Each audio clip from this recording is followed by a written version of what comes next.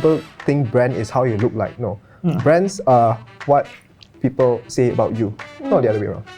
So I think it's a personal choice when it comes at the end of the day, whether I want to buy that product because I don't like certain ethics about them. Working on it, it depends really. If you're in a business You gotta world, make ends meet. you gotta make ends meet. I think what's happened is creatives have been scared, and I think obviously clients have become even more scared. I think that's why the work is so mundane, it's so naffed, it's so wallpaper, because I'd rather not have a point of view than to have the wrong point of view. Hi everyone, I'm Apshi I'm Auntie Bhavani. I'm Fazil. I'm Jazz. and welcome to the Woke Up Show. Okay, Already. firstly, thank you guys so much for being here today. Very excited to talk to you about advertising and all you its for different having us. forms. Thank you for having us. Before we start, can you introduce yourselves? Maybe ladies first? Okay, I'm Auntie Bhavani. Not only to Apshi, but to a lot of people. I've been in advertising for 40 years, so you can guess my age. Damn! Damn, right? That's longer than I've lived. Were you born I was. When did you start? in 1983? Really? Awesome. Yeah, You started advertising in 1983?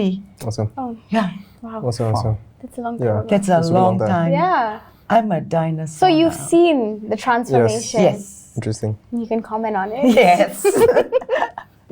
Okay, who's next? Jess?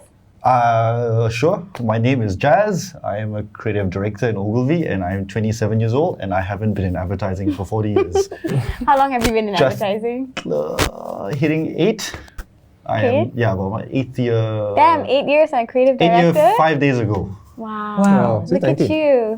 Sorry? You joined at 19. Yeah. Awesome. 8 years, 5 days ago, literally. I celebrated my Congrats, 8th year. Jess. Awesome. I survived. You did it. I will Wow. make it to 40. Just watch me. I will get there. I was 40 years in the business and I never got to being creative director. I will get wherever you are at 40. Okay. You want to? Yeah, hi, Fazil, I'm co-founder, CEO of C27. 5 years ago, everybody called me young. They don't anymore. Ah, How old is that? I'm 34 right now. 24? 34. 34. Yeah. I was going to say, if you're still 24. old at 24. I was like, damn, look at us. Okay. So since everybody's sharing their age, I would say I'm almost 65. Awesome. And you don't look a day over I 50. thought 45. Oh, Don't look at it. Flattering. Yeah. Awesome. Okay, so can you tell us a little bit like about your journey with advertising? How did it start? Have you ended up where you are right now? Anybody? Who wants to go first? Ladies Jazz? first. Okay. Yes. ladies ladies first, first. oldies first, ladies I first. did not say oldies. It's a bit of a sensitive topic. I think I started by accident. I think the generation I came from, we didn't think about, I want to do this, I want to do that. We just went and had an education and came back and, oh my God, I don't know what to do. It was by total accident that somebody introduced me to people in advertising and I thought, okay, I don't know anything better. And how old were you at that point? Probably about 23, Okay. 24, yeah. So you just were like, I'm I just gonna try? I just going to go and try it. I didn't know what a headline was. I don't know what a tagline was. What did you study? I did political science and sociology. Essentially. Damn. Awesome. So it's just a general degree. You really have no where to go in. Yeah, I studied sociology too.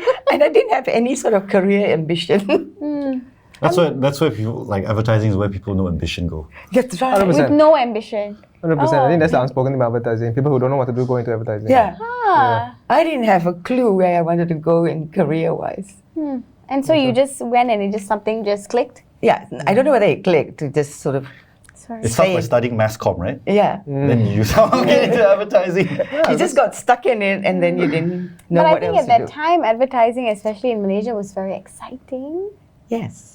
Yeah. And it was very fun. A lot less rules, I would assume. Yeah, less rules, but it was just And there was a lot no of fun. social media, no swiping, no No phones. phone. No, I had an old Nokia phone. We started with the Sapura, you know. They were Zero like idea. No zero idea. Oh my God. I have no idea what Yeah. it is. Yeah. Okay. What is a Sapura? Yeah. It was the first handphone, and they It were was big? it was quite big and I think it's heavy. bigger, right? It's like a satellite phone. Damn. Huge. Yeah, it was quite huge. Wow. Yeah. All right. Fazil, what about you? How did you come to starting C27? Well, I actually started as a photographer. I actually thought I was going to be like a full-time photographer. That was like my childhood ambition lah. Advertising, I actually didn't want to start an advertising agency in the first place. I actually was during uni where I was inspired by two things. One was I was in uni during the first unveiling of the first iPhone, Oh, and the other one was what was that? 2007, the first iPhone.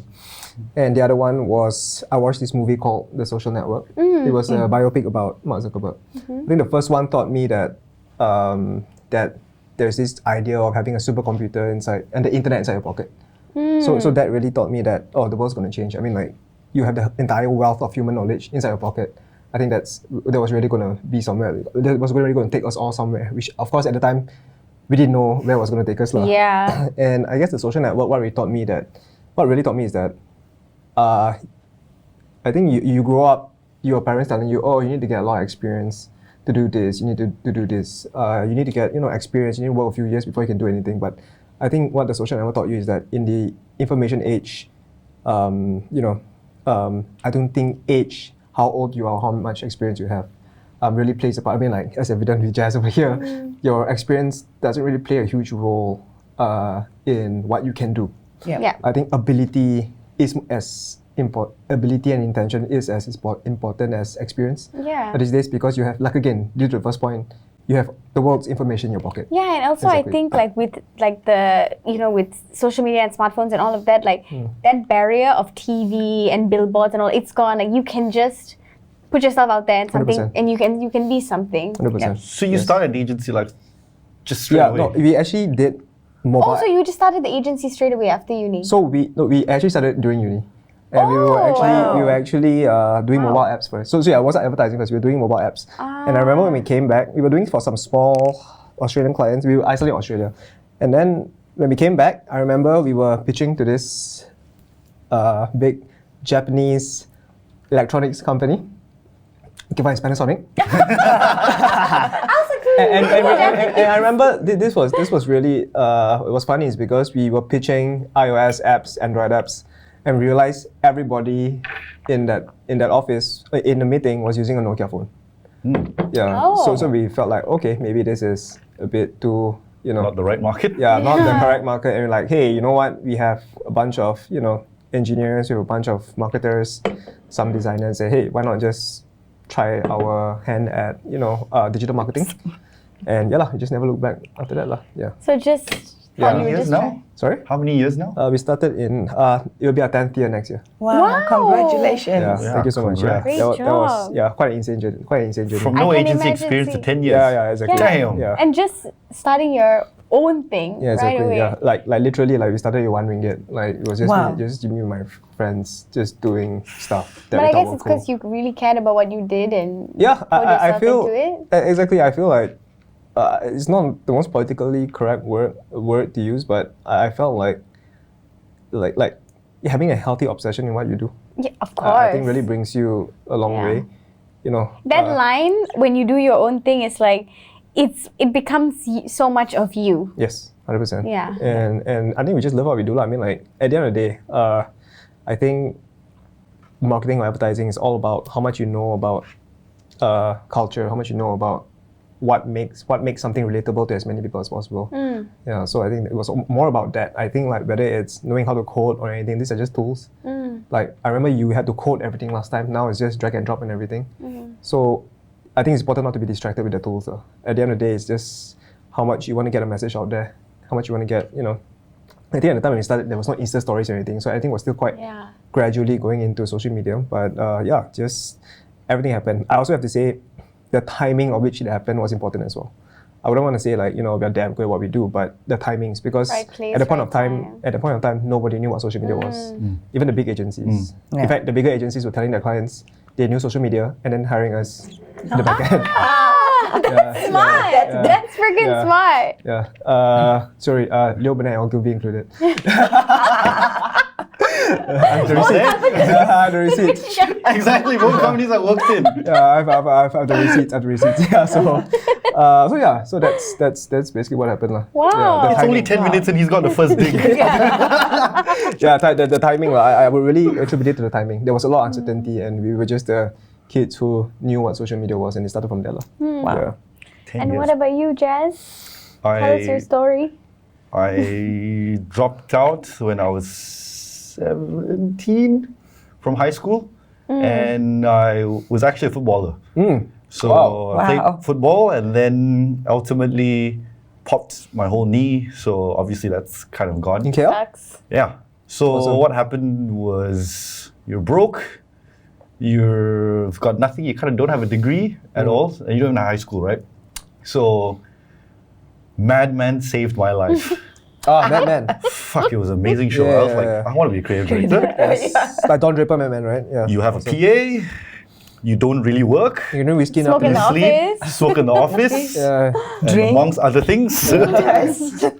But it's very different. But yeah, at 19, I was in bed. I think it was like 10 in the morning. I wrote that cover letter to, I don't remember, Eric Cruz, who was the executive creative director Do you of know him? Yeah, Leo I've Burnett heard of back him. then. Yeah. And I told him what was wrong with advertising and what we should do about it, basically. That man replied in like 5 minutes, man. And he says, let's meet up. I was like, fuck, all right. And I remember my first question to him was, is this a part-time job? Or what is this, right? And he's like, dude, it's a 24-hour job. Yep. I was like, 24 hours? Like, it's a bit scary. So he says, look, you don't have a portfolio, you have nothing, but you have balls. You're hired. So Oh, good. that's kind of life. It That cockiness really got you there. was really funny though. Like first month at work, I remember it was really weird. So I'd just hang around. I didn't know what a headline, I didn't know what a tagline was, right? And they're like, look, write some headlines. It's like, is that the one on top? Is that the one at the bottom, right? And then they go, so the people, account people will be really pissed, right? Like, why are we putting an intern? I was working on Petronas back then. Why are we putting an intern on like some of the biggest business back then? He's a junior writer. So I was 19 and I was the youngest creative, I think, in the history of Leo Burnett. who Wow. Literally had nothing, but it was Well fun. I done. think it was really fun. It was, I had great time in Leo Burnett. But How many years were you there? 5. I left exactly 5 years later. So, and yeah, I mean, honestly, it was really shit. It was probably the shittest like 5 years of my life in terms of work-life balance. But I think at the end of the day, I think advertising did for me what I don't think any industry could have done for me, because I come from no degree and obviously there's no plan B. So plan A fucking worked. Yeah, But then I awesome. guess it also is like a sentiment to you and your hard work, and like I guess if there is no plan B, you gotta make plan A happen. Plan A always works. Yeah. Mix of healthy ego and mix of no plans. Healthy ego. Healthy? Isn't that? But then how did you become a creative director? How did that happen? I think in the first 4 years, I really, because I knew like everyone else came from art school and everyone else, and like he said, right, I think I remember the first newspaper interview I had with The Sun. I was 20 years old and I said I was going to be a creative director by 26. So I told The Sun that, right, I was like full page spread, and I was like, fuck, I didn't know it was going They to be a put full it page out spread. there. Like, and I went to the office the next day and like everyone laughed. And I was like, really, guys? Like, what's wrong? He's like, do you know what a creative director means? What does it mean? It's like, you gotta at least be 35, 10 years, 15 years experience. I was like, okay, let's see where we go, right? And I think in the next 4 years, or the next 3 years, to his point, I think when you're young, I think you always have to do more, Yes. right? And I think you have to remove the subjective part of the business. So the objective part was I won so many awards that you couldn't deny the promotion, right? Yep. Yeah. And I think if I didn't have any awards, I think if I didn't have any credibility, based on years, I think no one would have promoted me. So I think, yeah, removing the subjective, I think that's kind of what happened. So it just happened, Just- like you just it said just happened. you were gonna do it and you did it. Yeah, Yeah. basically. Yeah, was fun. I have to support that point. I think what's super underrated is that I don't think there's any bigger motivator than wanting to prove people wrong. Especially if you're young. Yeah. Especially if you say, you need to what's that word? Pay your dues and everything. So we live in a world with the internet. And you always hear from my experience, Yeah. this, that, yeah. Yeah, when people had to go to libraries to read about things, we can just take this thing out of our pocket and read about it before anyone else. So I think that's the difference. I think that's a generational difference in terms of how we learn things. And yeah, I think being 20 something in a industry that people don't know you, proving people wrong is probably the thing that really keeps you up at night. It's quite scary because ageism goes both ways, I think, in the industry, right? Yes, 100%. The moment, 100%. like, there's a sort of shift now, right? Where it's like, if you're old, you don't really know digital and social. Whereas if you're young, you've got all the, like, you can sort of relate to Gen Zs, you know all the TikTok trends. That's kind of the stereotype, right? Yes. But we don't know what a headline is. Yeah. You don't know craft, you've got no experience. No fundamentals, yeah. So it's like both sides of the spectrum, right? Like ageism. There's two sides to the coin. Yeah. So are the stereotypes that surround advertising true? Like, is it like sexy and glamorous, or? No. It used to be though, right? And you're Yeah, dude, people wore suits to work. Come on. They were, but it's not sexy and. no, I mean like Mad Men. You know, when I watched it, I was like, damn. I mean, it was very fun. I don't think it was glamorous because You were you smoking still. everywhere. But we were smoking everywhere. Not anymore, lah. 2022, there's a designated smoking area outside. We used to be making margaritas in our room. Yeah. So it was very fun. Glamorous, I don't know. We worked like dogs. But enjoyed every bit. But we enjoyed every bit because I think we all made the best of the situation. We'd all be working late. We'd all just be joking and going out for dinner and coming back and working. So I think we also made very good friends from that. Yeah. You still keep in touch with all your friends from back then in Leoben? I think, as with all friendships, we have a group that still stay connected from Leoben. Wow. Did you guys feel that advertising was sexy and glamorous? And Mad Men-esque? When I joined, it was just totally opposite. I think it went from that sexy, masculine sort of era to, I think now geeks rule it, which is kind of cool. Right? Geeks rule everything nowadays, Yeah, it's isn't like, it? back in school, like, oh, that's a nerd, let's not hang out with that. But now geeks are cool, right? And I think we're in that era, I think which is good, I think. Yeah, they're the smart ones. It's true. Fazil, what about you? Did honestly- was it like did it have, I guess because you started your own Yeah, company, okay. I right? think It's that played a different. huge part. So we really had we could control the narrative. We could, we could really steer the direction of the company to wherever we want. But sorry, I have to disagree. I really think it is glamorous. It is sexy. We have clients like Netflix and McDonald's. Which other job would pay you to watch Netflix and eat McDonald's? It's true. Sorry, like I really don't see any other job being able to do that. And what you do creates and contributes to the culture. Ibu, engkau lah ratu hatiku, 7552525 Pizza Hut and delivery, angkat tolak masuk pijit. These are all things we grew up with. I don't think if you're an accountant, no offense to accountants, but you get to create something that you see kids in the playground singing about. Other than that, it's either an artist or a musician, you get to do that.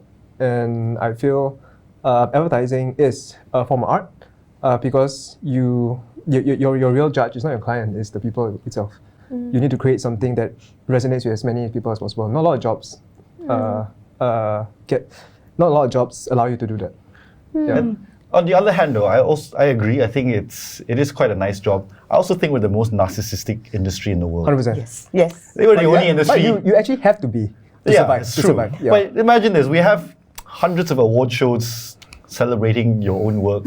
When we sell to clients, we reference advertising work to sell advertising work. Yes. It's like we're always patting ourselves on the back Yes.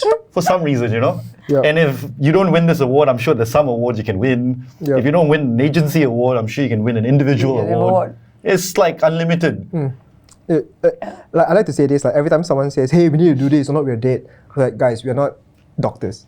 We're not like not paramedics, okay? When on our worst day and our worst mistakes, nobody dies. Yeah. So I think we take ourselves a bit too seriously. 100%. Agree. 100%.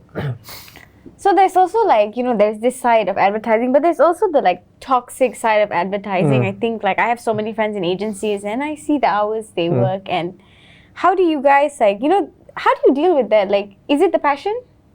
And do you think it's right? Do you think these unrelenting hours, like, the way that, like last minute client changes before the deadline the next morning, all of that, like these are things that agencies have allowed to happen for so many years. And it doesn't really seem like it's changing all that much. Maybe it's getting a little better. If I'm not wrong, Leo Burnett has like a Friday like half day, something like that. One of my friends works there, but it's not that much better. So why is that? And is it okay? Yeah, I think the power dynamic. There's a power dynamic in terms of clients versus the agencies. I think there's always that strange power dynamic that yes, you want to be fair to your employees and also you have to pay the bills, right? And I feel like because the work it's the nature of the work that is so subjective that okay, I think creative work is never finished. That your work is only finished when the deadline hits. Yeah, if any creative work can be better given time. So yeah, I think definitely the power So dynamic. you think it's like, you think it's okay? I definitely don't think I definitely extremes are never okay. Yeah. However, I do feel agency leadership, agency management needs to play a huge part in terms of capturing that balance. I mean, production Yes. is like that, right? Sometimes we are here for 3 shoots in one day, starting early, ending late at night, and multiple days in a row. Like, I understand that it can happen in bursts, but it seems like within advertising, and please correct me if I'm wrong, that it happens all the time. But I completely agree with him, right? I think it's a subjective misses. Like, you can't come into advertising as a freshie thinking you're going to have a 9-to-5 job, right? I think you have to come in knowing that, like you said, creativity never ends, right? You're always thinking. I think we're always thinking, even when we go home, we're always thinking because there's always somewhat a better idea, there's always somewhat a better way to solve the problem. And I think while there are instances, and a lot of instances, where the late nights are because of client and mundane changes, right? And obviously brutal, but I also think there's the other half where it's the pure passion and obsession to want to do the best work as a creative. Okay. Actually, at the time when we were working, yes, the hours were still bad, but we also had times when we had time to just chill, and there is It's peaks and valleys? It's peaks and valleys. The other thing is, if I were to calculate, correct me if I'm wrong, I think we would have worked 3 or 4 hours a day. You come in at 10, hello everyone, coffee in the pantry, then open the email, and then it's lunchtime. But do you think that's also because you had that sense of community with the people you were working with? I'm sure it still happens. Then you go for lunch, but then there's work that is done as well. And I think the way to get out of it for us, because the deadlines were there was especially like in Leo Burnett, sorry.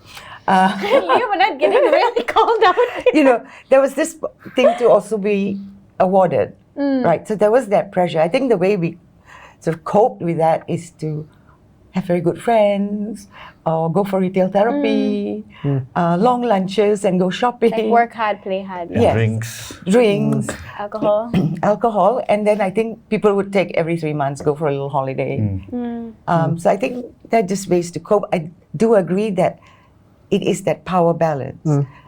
You need to also make the money, and it's a business. But I guess my question is, do you think it's okay? And if it is okay, then so be it. But if it isn't, why hasn't it changed? I And think it's fear. Of clients. Yeah, because I feel like companies like the big, the multinational advertising agencies, they can set a standard, can't they? And why don't they? Because of money? Absolutely. Because when you lose a business, you lose the headcount that comes with it, right? Yeah. And people lose their jobs, ultimately. Yes. I think that's how big agencies are structured, right? Yeah.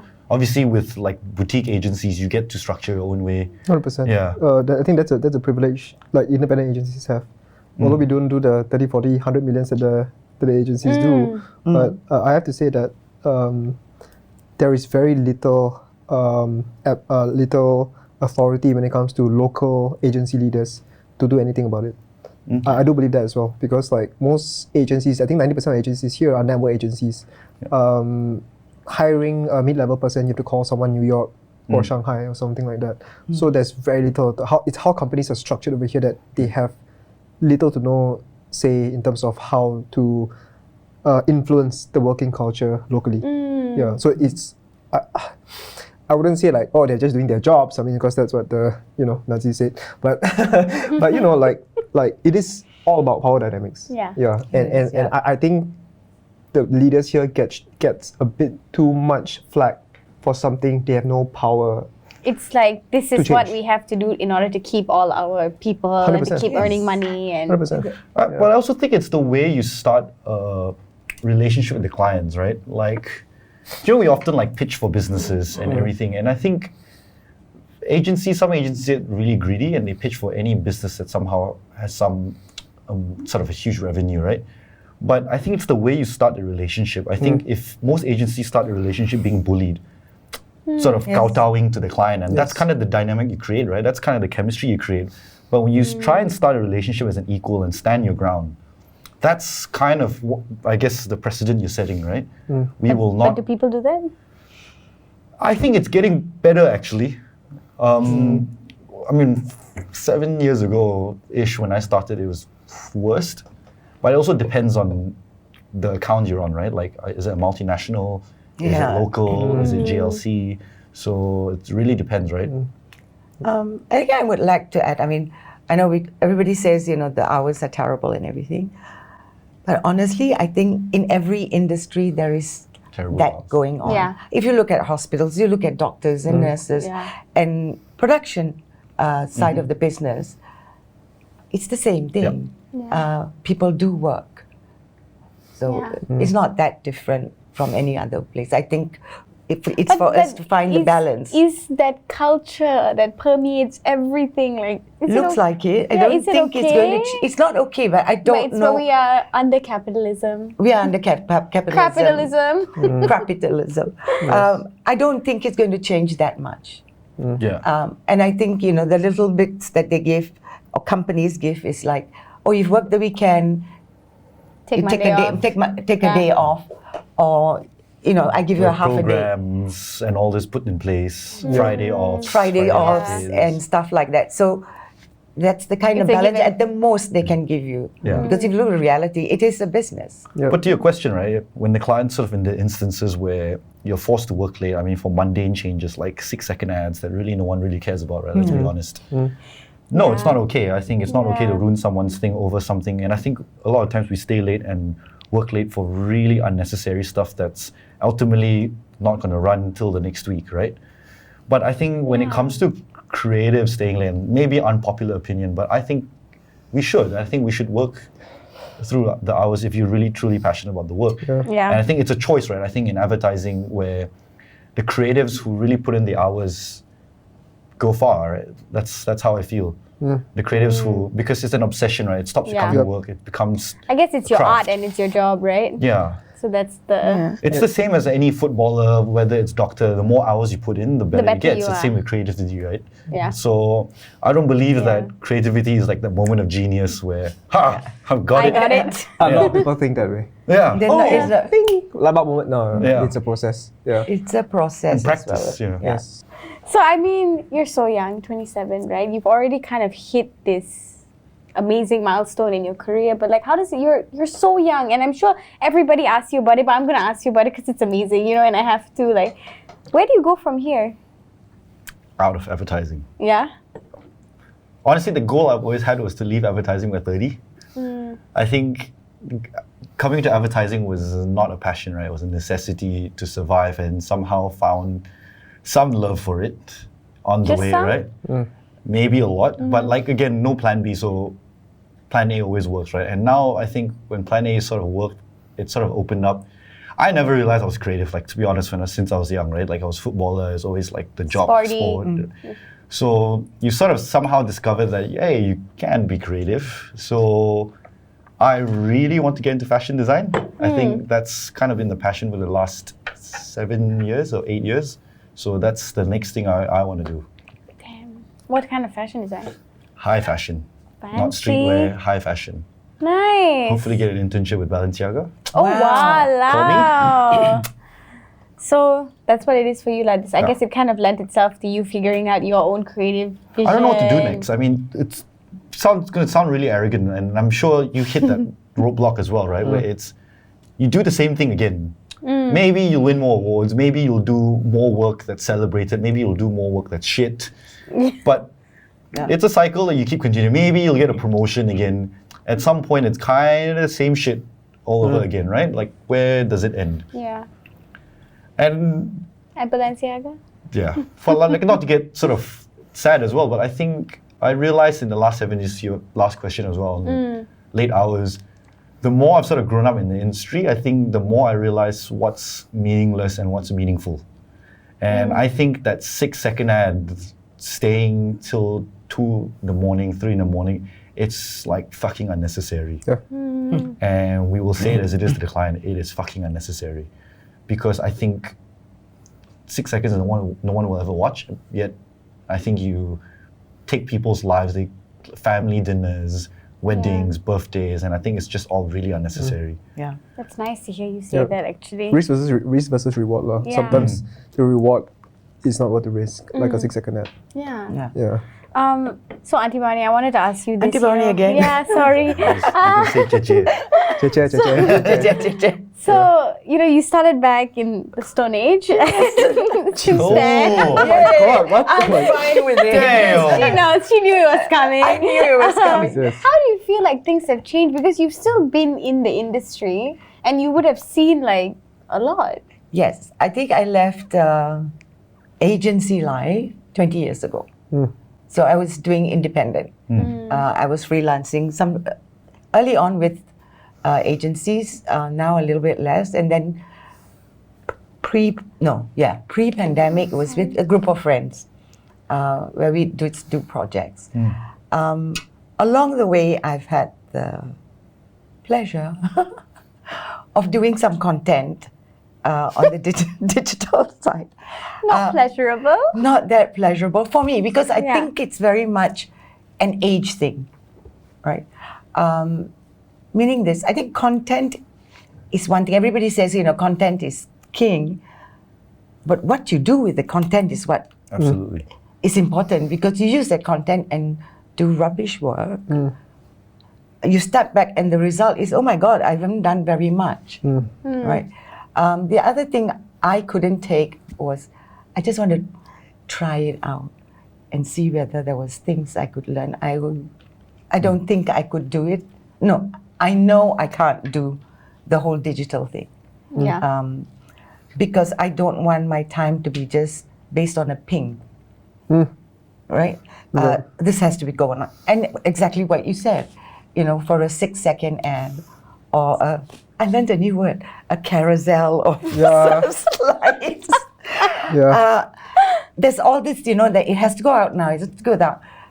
It's not necessary. And it's just not for me. I think I'm just, at that point of my life, I paid my karma. Yeah. I don't want to be stuck to a computer the whole day. And I don't want to do work that I look back and I think, yes, of course, that work that we did in advertising, when you look back, there were some good ones and there were some bad ones. But no. You mean you don't like seeing your work on the side of the website? Those banners? Oh God. But I think that's the whole thing about it, right? Is it used to be like for TV and for print and billboards, and now it is for a swipe. And it is for a swipe. And as you said, it's how many people are going to see that? How many people are really going to read it? Unless this is something, it's a very personal comment now. I wish that the digital side, and I think it's good opportunity right now to take it and make it into a brand, real brand, Yes. and to make digital work, social media work more brand focused. what does that mean? Well, for me, it means it's not this. Firstly, it's not that bombard is going, I need a job now, I need it now, I need it now. I think there should be more thought and there should be more brand work in terms of, brand can't just be the key visual that looks, because it's a client that has blue in it and that was the brand, blue. I think the messaging, the content can be a lot more creative, but I do think it's getting there. It just needs people who are going to make it happen. But I guess it's also like, how much investment can you put into something that you don't know if people, and because of the like futility of social media, Yes, you know what I mean? it's fleeting. Yeah. It's gone. So maybe that's why, more reason why it should be stuff that really hits them. hits Capture- you. Yeah, captures yeah. I think the them. problem is that most work, I'm sure you'll agree, on social media is what we call wallpaper, right? Yeah. It's stuff that you put on your screensaver you don't really see. But I think, to your point, we had billboards, we had radio, print, TV back then, right? And today, obviously, you have online films and more mediums. But I think what the digital age has created was a bunch of shitty ideas now. There's a lack of good ideas. I think, Yes. Any idea can go. correct. Yes. A billboard and a banner are kind of the same thing. It's all just advertising spaces until you put an idea to it. But billboards cost a lot more money. Correct. But a banner is still an For a good advertising reason. space. Yeah, for a good reason. For good reason. Yeah. A billboard is also an advertising space. They are nothing until you put an idea to it, Yeah. right? Yes. Okay. So, I mean, that's major. What you've said is what I've had this problem with. That There it's is just, a huge lack of ideas. There's an idea drought in the whole industry. yes. So that brings me to my question for you, Fazil. So you see 27 works a lot within this like social media realm. And like the thing is, we can't deny social media. It's not just we're saying it's a swipe. Social media affected the elections Yes. that just happened here That's in right. Malaysia. 100%. And they have affected everything in our lives. Like, you know, the body positivity movement, so much of it is on social media and so much of it has impacted women and men and people in the world. But how do you deal with that? Like, you know, there is this sense of this is fleeting, nobody's going to look at it. We did a post on Yuzu the other day. There was one page, I didn't like it, but I said, who's going to see it? And it was the post that we had like 12,000 Yeah. people like it. I was like, the one post where I was like, nobody's going to see it. Yep. So like, it's that, how do you deal with that? Like, you know, the two sides to that coin. Yeah. Okay. I think first off, like I don't see, or maybe just I tell myself this a lot. I don't see social media as an evolution of billboards. I see it as completely different disciplines. The attention spans are different. What you do is different, and of course, I have to say, this whole influencer phenomenon. Last time people had to do something, they have to be talented to be famous. These days you can be famous just because of being famous. So that, I think in advertising, what that means is that there's a very low barriers of entry in terms of what can go on social media, right? So look, I feel definitely there is a much less attention span right now. The expiry date for your ideas is it's so much shorter these days, and I feel like we need to see social media, every single post, as just a branch of a singular narrative. And I think most of the work has to be focused on that narrative. How I see social media, why it's an evolution, is because you can't, when Nike says they have the best shoes on a billboard, you just have to take it as it is. And I feel like what social media, I think the important thing about social media, it made everything a conversation. Yeah, Nike can say comment Nike can say the best shoes. You can say no, you don't. And I think that's very important. I think understanding that dynamic will help people to do better work. And because nobody will remember that social media post, but everybody remember your brand. So it's a very difficult art form, and I can tell you it's getting harder by the day. Yeah. But definitely people need to, like what Bhavani said, like you need to focus on what is the essence of a brand. And understanding that, I think a lot of people think brand is how you look like. No. Brands are what people say about you, not the other way around. That's right. Yeah. So it's the feedback. Yeah, advertising is what you tell people, but brand is what people say about you when you're not in the room. That's your brand. So yeah, like Balenciaga. The moment you mention Balenciaga, you know they are innovators. They are they're design innovators. You say Nike. There's sometimes trolls. Yeah, they're sometimes trolls. I think that they use their platform to troll people, which is a conversation. part of it. It's a conversation. Yeah. It's a conversation. So I feel like definitely people need to focus on what makes a brand rather than just latching on trends. I think the brands that fail are the ones that latch on trends. Yeah. So definitely more focus needs to be in the fundamentals of what we do. But you cannot, of course,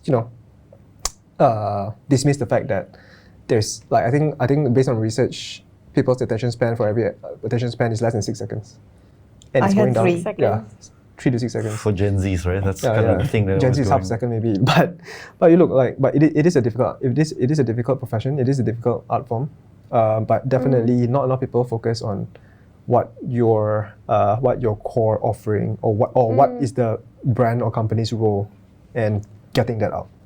Yeah. And do you feel like social media has diminished some of the craft? Or has it just I'm on changed the it? side that feels it's just a different way of doing things. the day I dismiss it as it A lesser diminished or a something like lesser that, thing yeah. is the day I close this company, my company. down. Yeah, I mean that's why I'm asking you Yeah. because your business is within it. Yes. But I want to So- see some hope, you Yeah, know. of course. I definitely see it as a very different art form. I It's not. You don't even think it's this in the yeah, same. it's not the same thing. Yeah. Yeah, definitely. Having a 2-minute ad on TV versus something 30 seconds on social media, I think it's a completely different art form. Completely different body of work. Yeah. I just have a different point of view about the craft because we did 30-second commercials. We did 2-minute commercials as well. But I think the nature, I think it's not the talent of the people who are doing the work. I think it's the nature of digital. That because it's so fast, I think there is a loss of craft. Because you're so fast, how much crafting can you do? Where I write a print ad, I can craft and I can spin it, I can think about headline, I can make that headline stand up. I'm not saying one is better than the other. That was dinosaur age. We are not going back there again. But I think the crafting of social media and what we do and what we put out, I think there's a huge space for that to happen in this space. 100%. Yeah.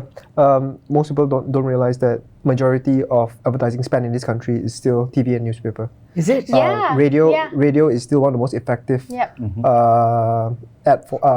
advertising mediums currently. Yeah. Or And I even think that's- newspaper, which 100%. I think radio is effective because you have to contribute to the massive amounts of traffic jams in this country. Yeah. In this country, but it is still one of the most effective. So that's why I still say it's a different game. To say one is Yes. a modern version of the other, no. I have a lot of respect for people that do, how you can capture someone's attention on a billboard, how you can capture someone's attention on TV. That it's still a very respectable form of work. But I think brands approach social media wrongly, and that's actually I 100%. think it's less brands. I think it's more creatives and sort of the talents that are doing it.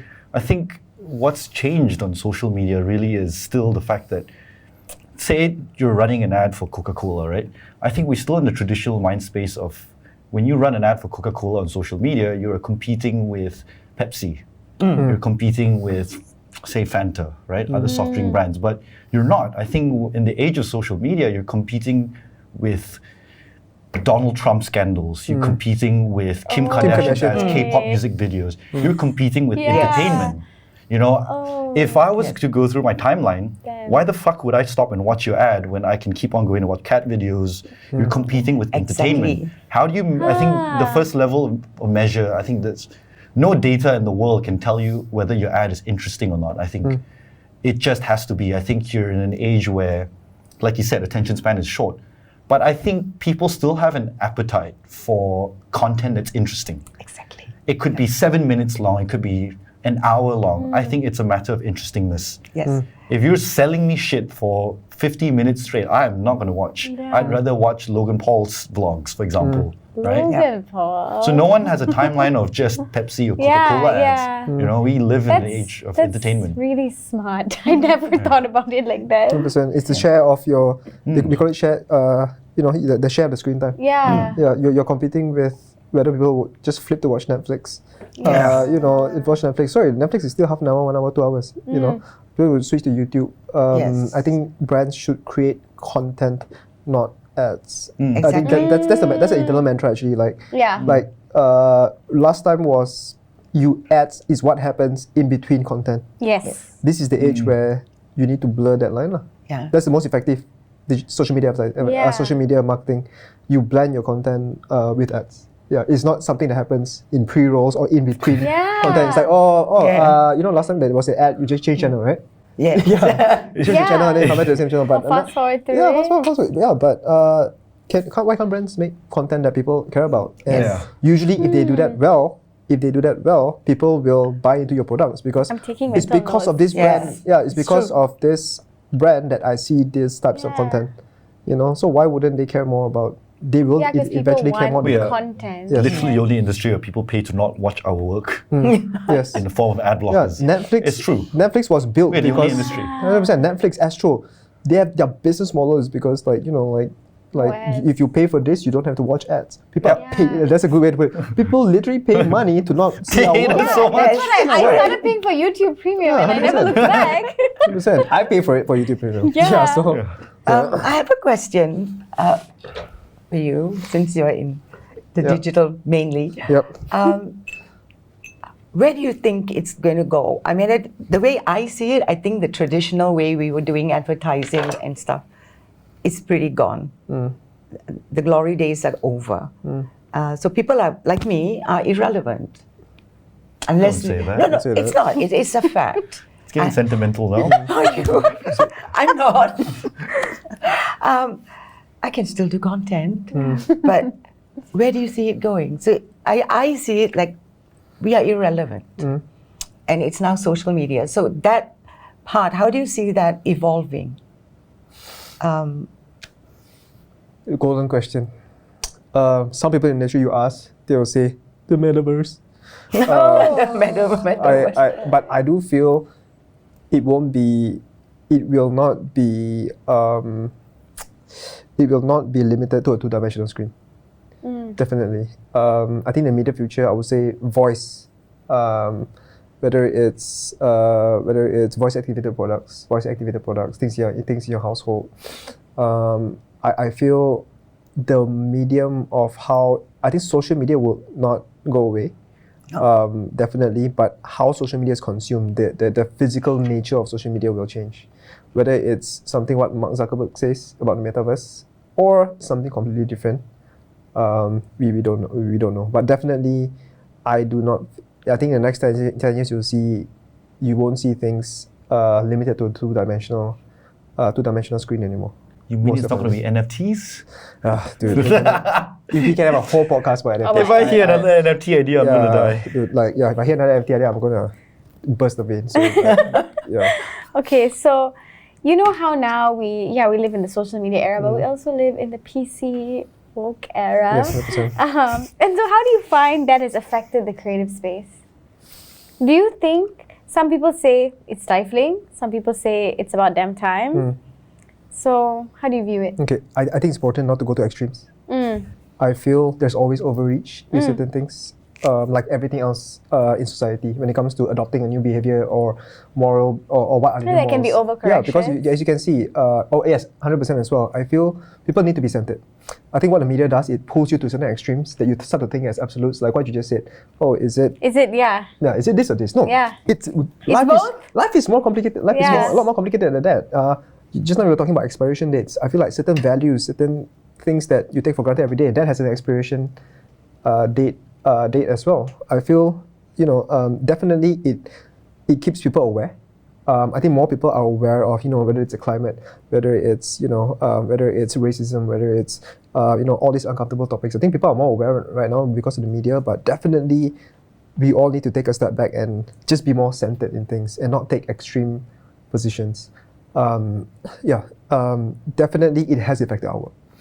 We are very wary of, there are people who are wary of what they say. There are people who greenwash their work. There are people who go on their side just to use, whether rainbow colors in their work, just to appeal to certain, to a certain group and to feel, That's woke washing. Yes, that's woke washing. I think that's overreach. That's overreach. And I feel sometimes that's done, that's done to appease your market to sell more products. It's not embedded in the values of the organization. Yeah. So honestly, I mean that's when you can feel it though, Yeah. when it's performative. 100%. Yeah. Yeah, and I think people get called out. However, I do feel people need to get called out. For people to get cancelled completely forever. It Honestly, doesn't. I mean, Yeah. honestly, I I've don't said like this so cancel many culture, times before. I don't believe in cancel culture. 100%. But 2 years ago was okay. No, the thing is like you get what I mean? 2 years I ago, think, let's cancel this person. But now it's okay. I think theoretically, let's cancel this person until in 6 months everybody forgets about it and they come back. Yes. So that idea of cancel culture, I think in essence, Yeah. it is not even really a thing because unless like you're Kevin Spacey and you really did something Yes. bad or you're Harvey Weinstein, like Yeah. bye. Yeah. But apart from that, the idea of cancel culture, I think it's like, it's fear-mongering because you're not going to be cancelled forever. Like, brands come back, people come back.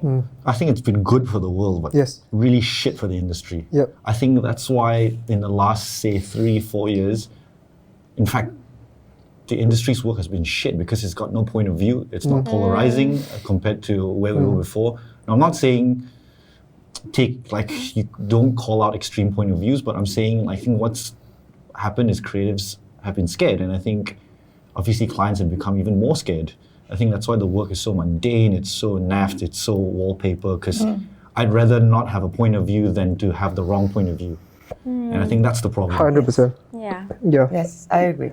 It kills creative bravery. For example, I'm a huge believer that like things like comedy should be protected. I mean, it's like I think Unless if you're funny, that's fine. But if you're not funny, yeah, I feel like that's Where's the line though? But it's also like a part of me kind of is like, do you really need to make racist, sexist, homophobic jokes in order to be funny? Are you even funny if those are the points you have to go? Did you even have a point of view if the point of view you're going to is embedded in all of these problematic things?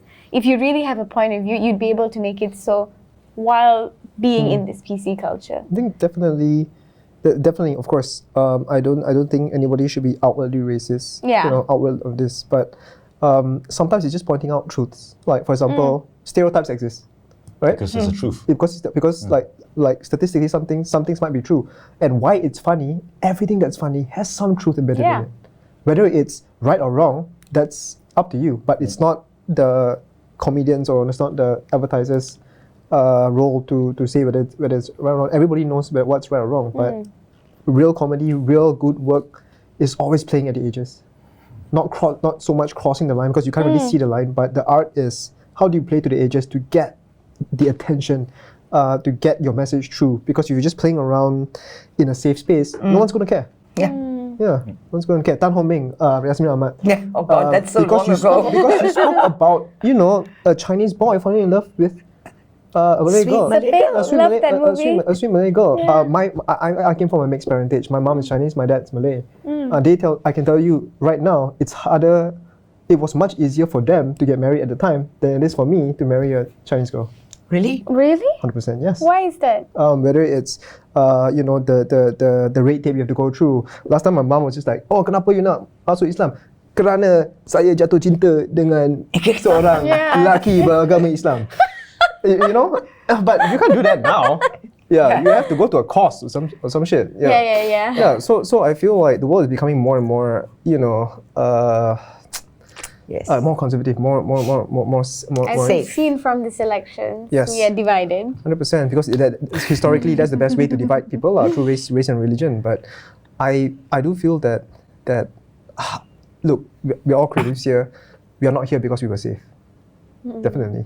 I won't say if you completely cross the line, but definitely playing safe is definitely boring. Your favorite TV shows, your favorite everything, music and everything, it's all people that play at the edges. Yeah. The art is not crossing that edge. And some people go way too far. I mean, is there's wrong. space for mistakes, 100%. always. Yeah, and people can come back from mistakes. Yeah. I think people should be more forgiving of them. Yes. Yeah. I do think you can make a mistake, you can say something wrong, as long as you're willing to own it. 100%. apologize. Don't double Absolutely. down I lah. agree.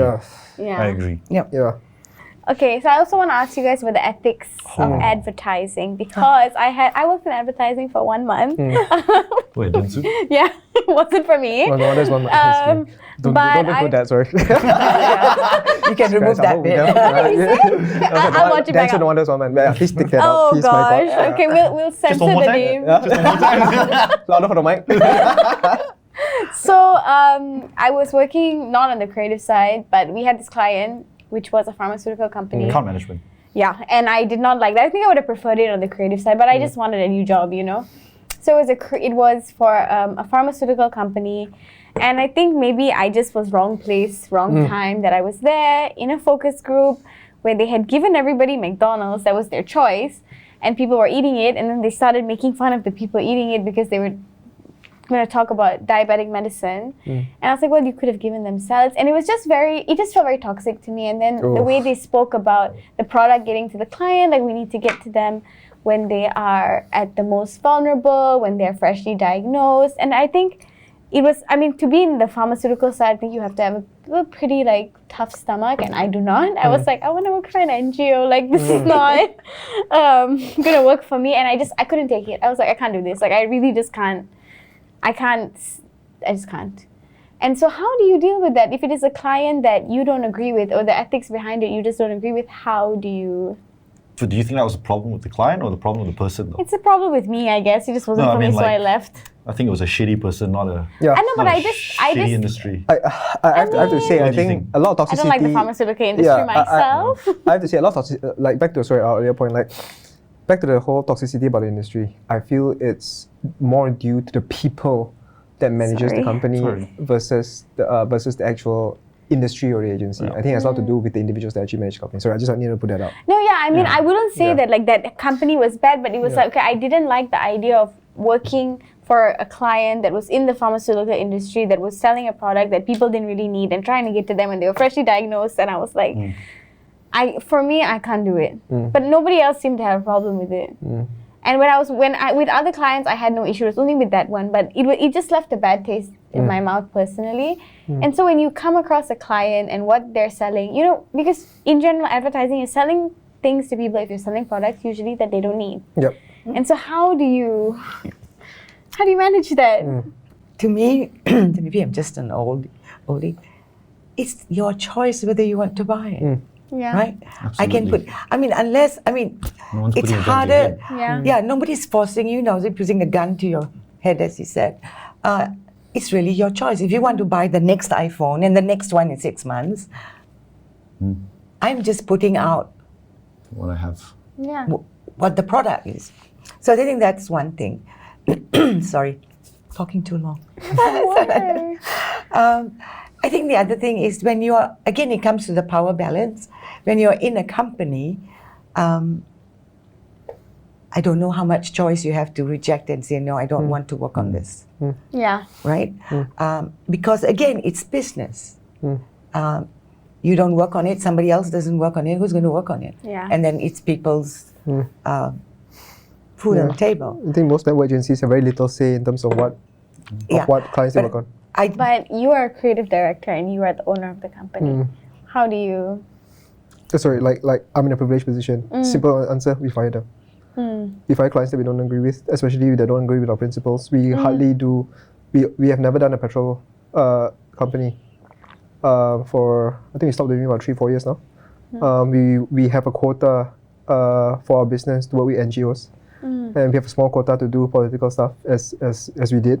So yeah, I feel being an independent agency, we are in this privilege. Again, the setback is we don't do 100 million or $1 billion a year, but definitely we have a lot of say. The payoff is different. Yeah, payoff is different.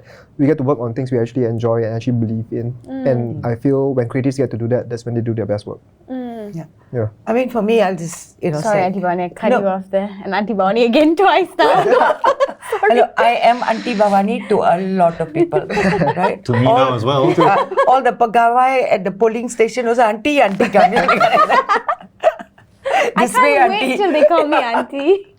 No, what I'm saying is, as an independent writer, it was easier to do that. I mean, I have not taken on projects which I didn't believe in. So I think it's easier, but when you're when you're working for a big network, I that's don't know. a different. I've never done a client that I felt like I had sort of ethical issues with, and I think the good thing I like is Ogilvy doesn't accept cigarette clients, and I think cigarette for me is probably. Can you the even most- advertise cigarettes anymore? You can't. I mean, you do events and all that. yeah. But Yeah, there's a very... it's dark marketing, yeah, right? it's called dark marketing. Okay. Yeah, that's a completely different subject. You can talk for hours about that. Yeah. Another podcast episode. I'll put it in my subliminal. brainstorm. Yeah, very subliminal. Yes. But no issues. I mean, like we do Yeah. Colgate, we do Guinness, even when we do alcohol, I think there's a mutual sort of responsibility between sort of us and a discussion with the clients when we talk a lot about, yes, we're trying to sell more Guinness, for example, but how do we create sort of a responsibility where we don't want people to overdrink, and how do we get them to drink responsibly? That's right. So I think it's sort of where you draw the line, right? I, like she said, I completely agree with her. I think the best we can do is to not exaggerate the truth, Yes. to not lie. The best we can do is to tell the truth in an honest and interesting way. Whether they buy it or not is up to them. Yeah. Yeah. I mean, I agree. I agree with it, and I also not a bit, I guess, because you think back to like 90s, early 2000s, before this PC woke era came about, just as a woman with makeup and just as being a girl with that whole narrative, like the only company that didn't do that was Dove. And that was like, yes, somebody's saying it, but everybody else was selling you things that you didn't need and made you feel bad about yourself, and they knowingly did so. And so when it comes to that, Capitalizing on insecurities and everything. yeah, right? and making people insecure Fear. about things that you never like. Yes. I would never think my face needed all of this shit on it, but now I do. Yeah, Definitely playing. I think there are companies. and like that you know play a how it shifted the relationship that a lot of young girls had with themselves until now. Like now it's different. Now like the branding around makeup is exaggerating your own beauty, not change, not lighten, not you know, tighten, all those words there. It's the wording has changed. Yes. And so like that is a wonderful evolution, but the damage is already done. You know? And is it advertising's fault? I don't think No, so. I don't you know. think so? I really think it's Sorry. not. It's okay. I don't think it's any of the agencies or the advertisers' fault. I think when you think about it, products come because there's a need for it, right? When there's a problem, there's a solution. And when there's new solutions, it creates new problems, and new problems create new products. So I don't think it's advertisers' fault at all.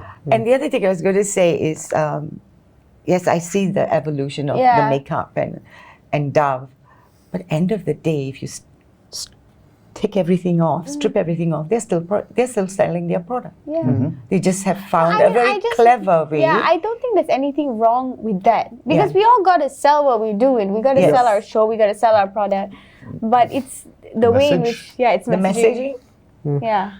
But look at today, right? I mean, to be honest, I don't think any brand is delivering a harmful message now. I mean, in this, what we call the woke era, right? I mean, back then, sure, it was when you smoke a cigarette, you're like the Marlboro Man. Yeah. Sexualizing girls in perfume ads. I think it was only 4 years ago. You can have a doctor in a cigarette ad smoking a cigarette. This is Mad Men era, right? Remember the camels? It's a doctor sitting in the ad. No way. Look it up, camel cigarettes doctor. Just Google it. Yeah, just Google And it. then crazy. alcohol ads that were sexualizing women as well. Yeah, you know those are you see coffee shop. Remember? Yeah. The coffee shop. Those coffee shop stuff. They don't do that anymore. Yeah, they don't do that anymore. I don't think it's perfect, but I think industries like agencies, but also clients are trying. I think they're trying to normalize things. Sure, there's a lot of damage to reverse in terms of image, etc. But I don't think nothing's being done about it. I think it's better. 100%. I think even in the past 10 years, it has come a long way. What you can do with cigarette brands, what you can do with alcohol brands, there's a lot of rules to follow these days for good reason. I don't think the rules, overreach until it stifles all creativity. I do feel that it has done for the betterment of people. There are those pre-rolls, those disclaimers that come up right before the ad. I think there's a lot of things that has improved. So it's not super doom and gloom these days. Exactly, but in fact, I think it's become a bigger problem to what he was saying as well, which is the whole woke washing. So I just came back from Cannes Lions, right? Which is ultimately like the Oscars of advertising, right? But when you look at sort of the work that was there, and fuck, a lot of people hate me for saying this, but like 95%, that's supposed to celebrate the best of advertising work. But 95% of the work that won, I think, was work that was really not selling a product, it was saving the world. But I think the main question you have is if every fucking ad and idea is saving the world, why is there so many fucking problems in the world? Yeah. But I think some of those Cannes awards, as in a lot of other awards, It's made for awards. it's made for awards. Well, And it's very strategic, because those are the hot buttons. What is it? The key buttons to Buzzwords. and stuff buzzwords like that you you do, and it comes out with a very creative ad. What I wish brands stuck more towards though is, and I find that's been lost in however many years, because doing good helps you win an award easier than selling a product, right? But I think what we've sucked at doing as of late is what we're supposed to do, advertising. We've sucked at selling products now. I think we're trying to sell emotion, we're trying to sell purpose, we're trying to sell corporate social responsibility that we've forgotten. Yes. We are trying to sell a product. How do you sell that damn burger in an interesting way? Exactly. That's it. That's your job. I think, sorry, just want to... But instead of selling that burger, we're selling like this wrapper is made out of whatever material that's it's eco-friendly. So eat the Fuck, burger. we're just selling a burger. You know what I mean? That's the problem. and the wrapper is eatable. Yeah. Sorry, it's edible. Yeah. I think I just want to make one point on the ethics thing. A lot of products, although we doesn't matter which industry, end of the day we still have to pop them in our mouth, or we're drinking it, or we're wearing it, or something. I mean, if I take up from, say, the pharmaceutical industry, end of the day you got headache, what do you take? Panadol is from a pharmaceutical company. Yeah. It's a brand, Panadol, it's a brand. People forget about that. Yeah, with the It's not the actual pandemic, product. Yeah. I mean, I just want to put it back in balance. Unless if they were doing something really terrible that, I mean, like Pfizer that had like $1 million or $1 billion lawsuit from the because of their role in the opioid crisis, and came back nicely with great advertising to save the pandemic with their vaccine. And I did not take the Pfizer vaccine. yeah, I mean, if we have the choice to then make a choice, then it's fine. But sometimes it's just the way the world is. It just permeates everything. Yeah.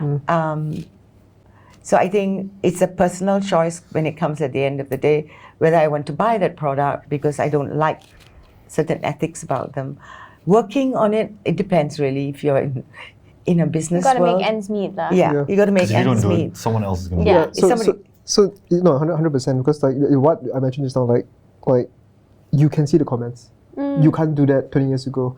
There are people who will disagree with what brands are saying, Yeah. and people can be more well informed these days. So it's basically how consumers educate themselves. It's just that social media kind of aids that, Yeah. because you can see a two-way conversation happening right below the ad, whether someone is lying or someone And is it's- actually saying something. Yeah. So it's a little bit more open, and you have a choice to make So, your decision. Okay. Yep. And this is my last question, Really? because we've been talking for a minute. But I want to just ask you about like politics and advertising, and how do those things work together? Do they have anything to do with each other? Like, Sorry. I kind of want to bring up that how Perikatan kind of came in as this like, whoa, where'd you guys come from? But that was because I was not targeted on TikTok to see their TikToks, but TikTok won them a past majority in Yeah. Parliament. That maybe if Was it like 44 seats? yeah, it's as a party they have the highest number of seats. So like, how much does obviously advertising does influence politics, but how much does politics influence advertising, and how does that relationship work? Depends on the businesses you work on. I think the accounts you work on. Like for me, none. Like Nothing. I work on international brands, which has nothing to do with politics, and politics don't determine the stuff we Nothing to do with it. The only thing it determines is we don't take sides. Yeah. That's the only one rule we have. I think it was a very famous quote by Michael Jordan: "Republicans buy Jordans too." Yeah. And Coke Yeah. is the most democratic drink in the world Yes. because whether you like it or not, you drink it. Yeah. Yeah. I mean, where do you draw the line? I also don't know. Again, yeah. But yeah, I think they won also because very good strategic marketing planning. I'm talking about PM. But how much responsibility as advertisers is there, or people that put content out there and put like, have platforms to channel messaging through to comment and to like talk about politics, and like C27, you guys did do that satire website like that. I thought was pretty cool. Like I didn't really see many other people doing that. But is that also that privilege that comes from being a boutique? No, 100%. Okay, because like I think your question is more like Just you're on the talking macro about- sense. Yeah, like for me, I think when you ask about how politics affect advertising, I feel not so much It because doesn't?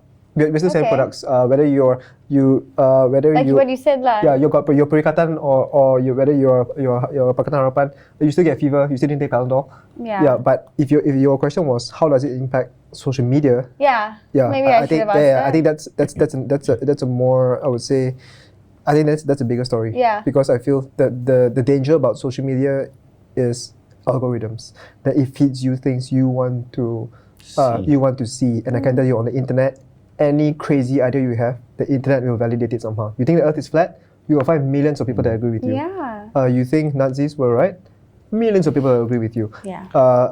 I feel people should, like what I do personally, like I feel I'm quite left-leaning. but I take the trouble to see the other side of the argument. I tend to just open, I tend to personally seek out the other side of the argument so I can remain centered. So I feel like there's to just trust social media to tell you what you want to tell you, because it's fundamentally designed to feed you as many things as you agree with, so that you're hooked on the platform, right? So if you just trust algorithms, that's the downward spiral. That's when you get stuck in the echo chamber. Yeah. The best example of that was actually, and I realized that actually in Donald Trump's election. Yes, Cambridge Analytica. That's the biggest. Yeah. Obviously, we're friends with people. Is absolutely right. And even just the friends you have on social media are like-minded, right? It's your bubble. Yeah. Whether it's 1,000, 10,000, that's your bubble. Fuck, remember when like Donald Trump started winning, and you realize actually there's a much bigger world around your bubble Absolutely. that you don't really know of. That's what happened with this election. Everybody- in Malaysia. Exactly. So Everybody I came think out that was hiding. like the first time when I was like, damn. I was like, huh? Who voted for PN? Like, none of my friends did. Yeah, Anybody but did. anybody with that radical idea, like they will just, like I felt the whole thing behind Donald Trump is it revealed to you, these people weren't right-leaning, or these people weren't, hungry for freedom of speech. These people were just assholes. And sorry, what the algorithm does is it just finds more assholes that happen to make content, and you think that's correct, and it just pulls people all the way to the other side of the spectrum. Because that's what all algorithms are designed to cater to your interests. It becomes a tribe. And the thing about So social from, media, I guess from an advertising perspective, how did PN do what they did? Is it from algorithms fully, do you think? 100%. I feel look. Because I never saw even one. Yeah, because I didn't. Okay, for Not example, that Are I'm you on on TikTok? okay, for example, Instagram Reels, maybe. For example, the algorithm can tell that can actually tell that whether you are right-leaning or left-leaning. Yeah, of There used to course. be a Chrome extension, a Google Chrome extension called data selfie, which Google ended up banning, which basically tells you that just by your search behavior, they can tell your religion, your political leanings, and everything. There's so much data to be derived, but I feel like people need to understand that they have free will. You need to seek out opposing arguments to keep yourself informed. You just be a slave to the algorithm. That's how people take extreme positions. Yeah. 100%. So people still just as much as people need to make their own decisions when it comes to buying things, people need to seek out. But that also, I think, needs to come from education. Though we need this 100%. sort of It literacy all- out it there. all starts like and ends with social media education. literacy, that needs to be a class now. 100%. Yes. Because the government because last time, like, you have corporations or sometimes even governments regulating what you see on the media. Yeah. Like I said, to be famous Yeah. last time, you have to be on RTM. But right now, everybody can make their own media. Yeah. There's no regulation, and in fact, if they regulate, it defeats the purpose of social media. Absolutely. 100%. It's because that's freedom. That's where all freedom of speech comes from. But the algorithm, that's when it gets you. Because if you just recommend things, the keywords that you want to see, the Earth is flat. Okay, here's 600,000 other people that think the Earth is flat, and that becomes your worldview. Yeah, I mean, that is like what you were saying. That's exactly it. Like we are in this we see what we're in a bubble. Yeah. We see what we want to see, and we Yes. think that is Yes. everything.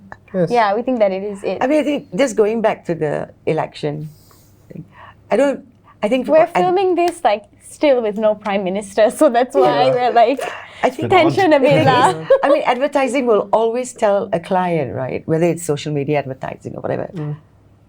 I can put it out there. I can't guarantee a sale. I can't guarantee you that you're going to get X number of viewers or X number of products sold.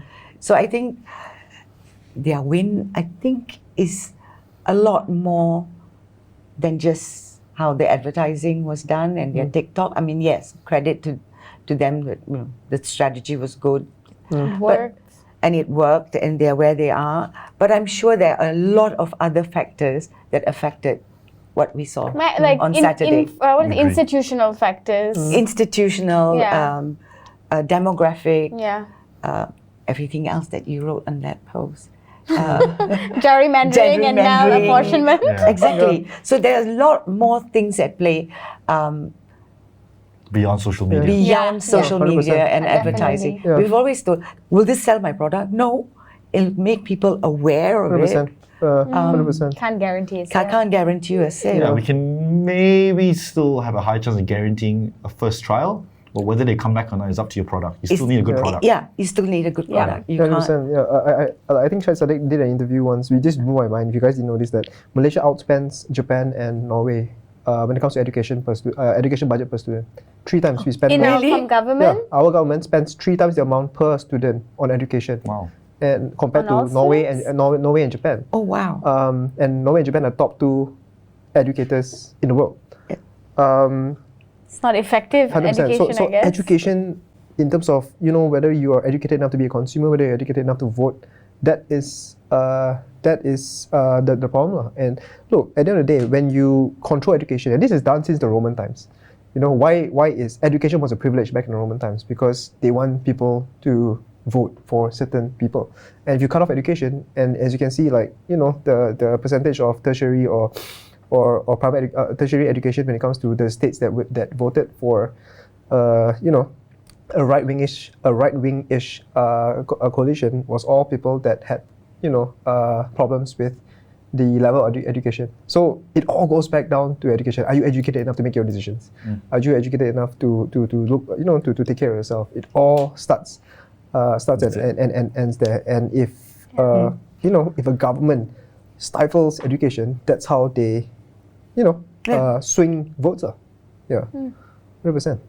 Yeah. That's weird because before I left to Melbourne to study high school, I think the difference was Malaysian education teaches you what to think, Yeah. whereas Australian education taught me how to think. Yes. True. So it was always like as mundane as like literature, right? It was like up to your interpretation. Versus here, it's like Shakespeare wanted you to think this. Memorizing. Yeah. Yes, memorizing. It's a problem. Memorizing. Yeah. I never knew it was okay to question your teacher until I went overseas.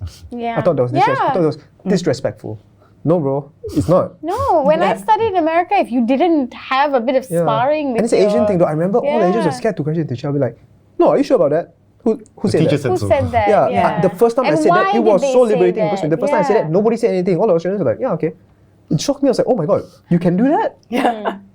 You can do that? Yeah. I'm unpacking my bags. I'm Yeah, coming home. I thought someone was going to punch me in the face, man. Yeah. So yeah, people don't question enough. People don't question the established order enough. I had during birthday rally, I remember some of my friends' parents were telling them, "You are, biting the hand that feeds you."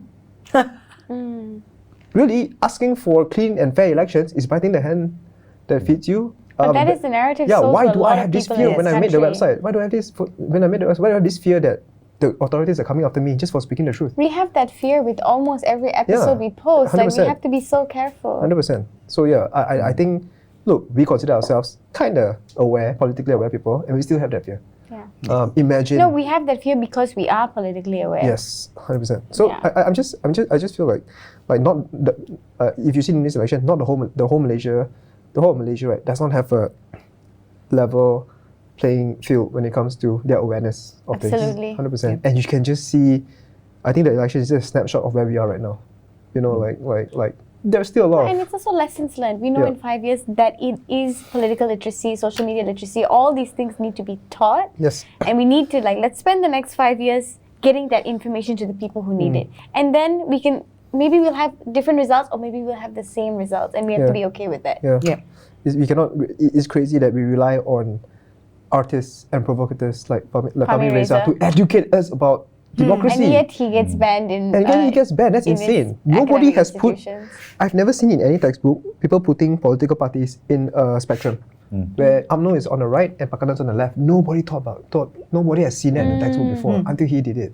That's insane. He's still banned. Yeah, I'm pretty sure he's still banned in a lot of places. Yeah, Yeah. he got banned from UIT. I Yeah. think UITM. Yeah, insane. Oh wow. That's, Well, I didn't expect to go that direction, but But yeah. you So we just know, go talk about advertising. we're heated. It got real deep. Okay, From maybe, advertising, maybe- people. We got deep. So, last thoughts? Anything you want to say about advertising? Where do you see it going? Are you hopeful? Are you glad you're in this industry? Are you glad you ever were in this industry? I'm glad I was in this industry. I think it has taught me a lot. So I won't, say it didn't. It did. It taught me a lot. And I think the way I realized it is when I was doing independent then I had to do everything on my own, from actually doing a deck. but I could do it because I spent all that time and had all that training from very good people and good mentors. But as I sit here today, I ain't going back in there. Fair enough. I'm done. Unless it's such a lovely project, I may consider. Fulfilling emotionally and obviously monetarily. And monetarily. Yeah. If it's an interesting project that pays me good money, I would consider, but not otherwise. Fair enough. Yeah. Fazil? I wish the amount of brain power that's used to sell, I don't know, toothpaste. If the same brain power was directed into fixing world hunger, the world would be a different place. Because But those issues are not fixed for 100%. bigger I just feel because of reasons. capitalism, Yeah. because it doesn't pay to fix world hunger. I think it costs something like 9 billion to end water poverty. Yes, and people are. You can see what billionaires are doing with their wealth these But days. Elon Musk challenged that, right? Yeah. I will, if you can show me how you're going to fix. Yeah, Water poverty? Yeah, yeah, and I 100%. will, Yeah, Ask someone, He did that. someone I'm and friends I'll with give you how to $9 fix billion it. right maybe, now. yeah, maybe just direct it differently. But I do feel there's a lot of committed, intelligent people in advertising Yes. that I just wish. Definitely. Yeah, I just wish that effort was directed. We live in a world that amount of brain power can be directed to fixing real problems. Responsibly. Yeah, and- fixing problems. Yeah, it's just because of this whole capitalistic system. We live in. we this live pays in- more. Yeah. Yeah, so Yeah. that's for me. Yeah. Last words? Damn. I just love my job. I love waking up and daydreaming, and I think advertising changed my life. I have nothing bad to say about it. I think it's Yeah. the best thing that's ever happened to me. It's the best thing that's ever happened to a kid who came from nothing.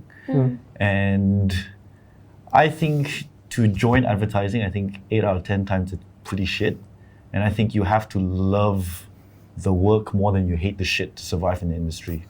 But other than that, I love this business, and I would not have it any other different. Yeah. Yeah. I would nice to agree with hear. you if I was 40 years younger. Yeah. Younger. That's a lot of years.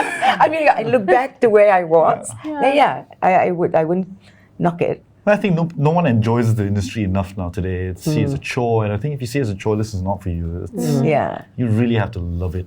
I think Yeah. you have to enjoy it. And there's nothing wrong with putting the hours in it. That's how you become good at something. Yeah. Yeah, I absolutely. feel like to master a craft, you really need to, especially if you're young. I feel especially if you're younger, you can know how to do that. Like to really dedicate time to master a craft, because I think the argument is you can't have work-life balance and master something. Agreed. Yeah, so I'm a huge believer that you can do both at the same time. You can't. Yeah. The only reason we don't say it enough is because it's politically incorrect. Yes. No, but I yeah, think I've been it's saving that for the true. last because I am where I am right now is because I sacrificed a lot of hours, a lot of birthdays, a lot of what and everything, and now it's paying off Yeah. in my 30s. Yeah. In my 30s. So I feel, if you can have a work-life balance, but you can't expect to master that and be good and be better than anyone else because of that. Yeah. Absolutely. So yeah. All right. Well, thank you guys so much. That was great conversation. I really enjoyed that. I learned a lot. I'm gonna apply it to Yuzu Media. So those who are watching, We send you invoice or Yes. I can send you a coffee. Please like, share, comment, subscribe, and stay safe and stay woke. Bye. thank you. Thank you.